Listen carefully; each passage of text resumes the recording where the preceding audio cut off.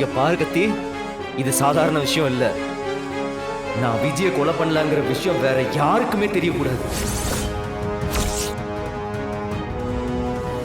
என்னடா பாக்குற? தல, நீ என்ன புதுசா ஒரு கதை சொல்ற? அவன் என்னவோ அண்ணியோட அண்ணனை ஆக்சிடென்ட் பண்ணதுக்காக தான் ஜெயிலுக்குள்ள போனேன்னு சொன்னான்.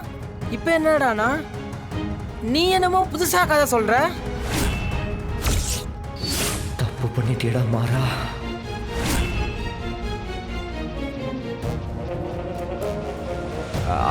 அதுதான் அந்த அந்த விஷயம் வேற யாருக்கும் தெரிய வேண்டாம். தெரிய வேண்டாம், நீ சொல்லக்கூடாது. இல்ல தல, நடிக்காத. அந்த விஷயம் இங்க இருக்கிற எல்லாருக்குமே தெரியும். நீ என்கிட்ட வேற எதையோ மறைக்கிற. அப்போ அந்த விஜயை நீ கொலை பண்ணலையா? கொலை பண்ணாம தான் ஜெயிலுக்கு வந்தியா?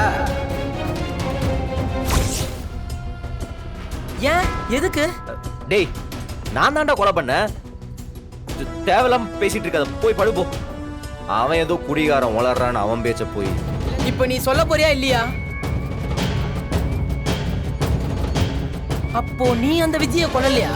கொல்லாம தான் பழி ஏத்திட்டு ஜெயிலுக்கு வந்தியா? சரி, அப்ப யார் தான் அந்த விஜயை கொன்னது? அப்ப கொன்னவன் எந்த தண்டனையும் அனுபவிக்கலையா?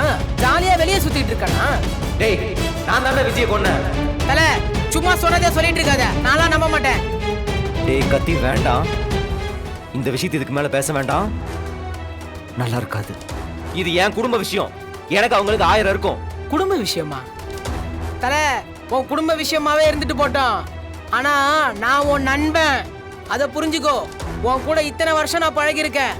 இன்னைக்கு உனக்கு ஒண்ணுன்னா அங்க இருந்து எவனும் வர மாட்டான். நான் தான் உனக்காக வந்து நிக்கணும். சொல்லுதல, உன்னை விட்டு நான் எப்படி தனியா போவேன்? நான் கேக்குறல, சொல்லுதல.